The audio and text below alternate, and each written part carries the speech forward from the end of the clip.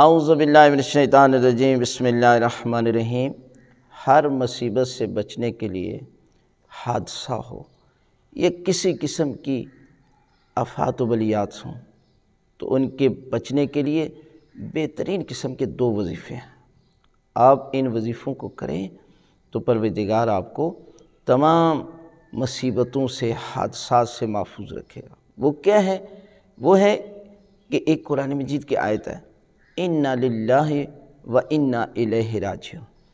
آپ اس کی ایک تسبیح پڑھ لیں تو پروردگار آپ کو مصیبتوں سے محفوظ رکھے گا۔ اور دوسرا ذکر ہے بسم اللہ الرحمن الرحیم، وَلَا حَوْلَ وَلَا قُوَّةَ إِلَّا بِاللَّهِ الْعَلِيِّ الْعَظِيمِ۔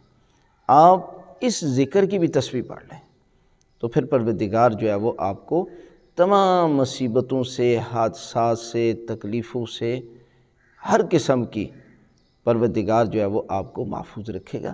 لہذا سفر کرنے سے پہلے آپ صدقہ دے کر ان جو 2 ذکر بتائے گئے ہیں آپ ان کی تسبیح پڑھ لیں، اور راستے میں بھی جاتے ہوئے ادھر ادھر گفتگو کرنے کی بجائے انسان تسبیح لے کر ذکر خدا کرے گا۔